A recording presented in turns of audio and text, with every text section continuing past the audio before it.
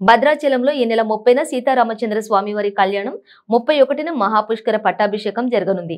ఈ నేపథ్యంలో కళ్యాణం, పుష్కర పట్టాభిషేకం తిలకించేందుకు వచ్చిన భక్తులకు ఉండేందుకు గాను గెస్ట్ హౌస్లే కాకుండా తాత్కాలికంగా ఉండేందుకు గాను వసతిని కూడా ఏర్పాట్లు చేస్తున్నామని, అంతేకాకుండా ఈసారి కొత్తగా వసతి గృహాన్ని తిరుమల తిరుపతి దేవస్థానం ద్వారా భక్తులకు సౌకర్యం కల్పించడానికి ఓపెన్ చేస్తున్నట్లుగా ఆలయ ఈవో రమాదేవి తెలిపారు.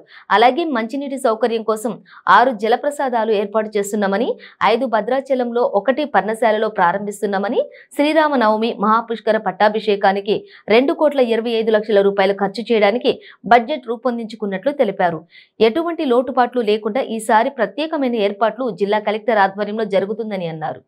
మనందరికీ తెలుసు, మార్చి 30వ తారీఖు, మార్చి 31వ తారీఖు అంటే మార్చి 30వ తారీఖు శ్రీరామనవమి సందర్భంగా మరియు శ్రీరాముల వారి కళ్యాణము, మరియు 31వ తారీఖు ఈసారి ఏదైతే వస్తుందో 12 సంవత్సరాలకు వచ్చేటువంటి మహాపుష్కర పట్టాభిషేకం జరుగుతున్న సందర్భంగా భక్తులందరికీ అందరూ కూడా మన భద్రాచలను సందర్శించాలని ముఖ్యంగా అందరికీ ప్రార్థిస్తున్నాను.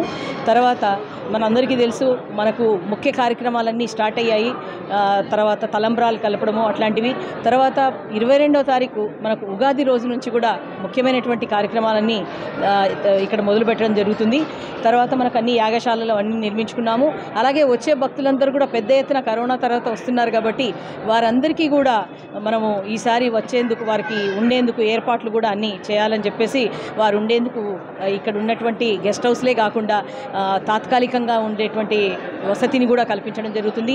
అలాగే మంచినీటి సౌకర్యము, మజ్జిగ అలాంటివన్నీ కూడా చాలా మనం ఇక్కడ ఫెసిలిటీస్ ఇవ్వడం జరుగుతుంది.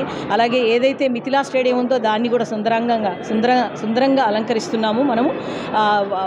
అందులో వచ్చేటువంటి భక్తులందరి కోసం వారి మంచినీటి సౌకర్యము, నీడ వారికి ఉండేట్టుగా ఏర్పాట్లు చేస్తున్నాము. ఈసారి కొత్తగా మనం కొన్ని వసతి గృహాలను కూడా టీటీడీ వారి ద్వారా కూడా ఒకటి భక్తులకు సౌకర్యం కల్పించడానికి ఓపెన్ చేయడం జరుగుతుంది. అలాగే మంచినీటి సౌకర్యం కోసం భద్రాద్రి ఏదైతే మనము యాదాద్రిలో వేరే తీర్థ ప్రదేశాల్లో ఏవైతే ఉన్నాయో మనము నీటి కోసము జలప్రసాదం అనే దాన్ని ఒక 5+1 పర్ణశాల దగ్గర 6 జలప్రసాదాలను కూడా మనము అందించడం జరుగుతుంది. వాటిని 20వ తారీఖు 2 ప్రారంభించుకుంటున్నాము. మిగతా 29 వరకు మనం అవన్నీ కూడా అందిస్తున్నాము. వచ్చే భక్తులందరికీ కూడా ఎటువంటి ఇన్కన్వీనియన్స్ లేకుండా వాళ్ళందరూ చక్కగా వచ్చి శ్రీరాముల వారిని దర్శించుకొని వారు తిరిగి వెళ్ళాలనేది నా ఉద్దేశం. జై శ్రీరామ్. మీకు తెలుసు, గత సంవత్సరం కంటే ఇది మహాపుష్కర పట్టాభిషేకం కాబట్టి ఈ సంవత్సరము 2.25 లక్షల అంటే 2,25,00,000 వ్యయాన్ని ఖర్చు చేయడానికి బడ్జెట్ని రూపొందించుకోవడం జరిగింది. అది ఎటువంటి లోటుపాటు లేకుండా ఈసారి ప్రత్యేకమైనటువంటి ఏర్పాట్లు కూడా కలెక్టర్ గారి ఆధ్వర్యంలో కూడా అన్నీ జరగడం జరుగుతుంది.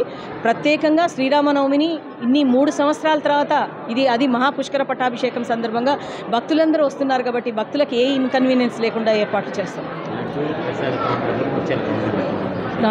లడ్డు ప్రసాదాల కౌంటర్లన్నీ కూడా అందుబాటులో ఉంచితే ఈసారి లాస్ట్ టైం కొంచెం ఇన్కన్వీనియన్స్ జరిగినందువల్ల ఈసారి బ్యారికేడింగ్ అన్నీ కూడా ప్రజలకు అనువుగా ఉండేటట్టుగా 70 తలంబ్రాల కౌంటర్స్ని, తర్వాత ప్రసాదాల కౌంటర్స్ని, వీటన్నిటిని కూడా మనము ఏర్పాటు చేయడం జరుగుతుంది.